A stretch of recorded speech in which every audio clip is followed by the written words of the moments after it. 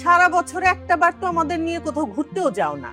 ঘোরার প্রসঙ্গ আসলেই অমনি বলো টাকা নাই, আর টাকা যখন আসে তখন বলো সময় নাই।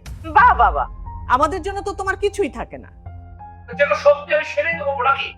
চিৎকার করতেছো কেন? কি সত্য কথা শুনলে ভাল লাগে না? না, আমাদের নিয়ে ঘোরার কথা উঠলেই তো তোমার 100টা অজুহাত। তাহলে চিৎকার করছো কেন সত্যি কথা শুনে? তার মানে কি আমি কোথাও যাই না, আমি কিচ্ছু করি না? তাহলে আমি যে টাকাগুলো ইনকাম করি সেই টাকাগুলো কোথায় যায়?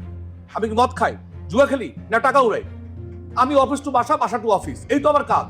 এইটার মধ্যে, এই চক্রের মধ্যে আমার জীবনটা আটকে আছে। আসলে সমস্যা এসব কিছু না। সমস্যাটা কি জানো?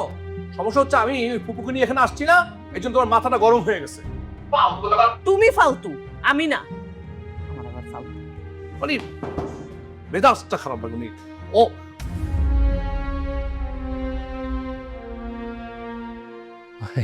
ইয়ে ফুপু, এই তুমি ইয়ে খাবে, খেজুর খাবে? খেজুর, পেয়ারা, বাদাম এগুলো দিতে পারি?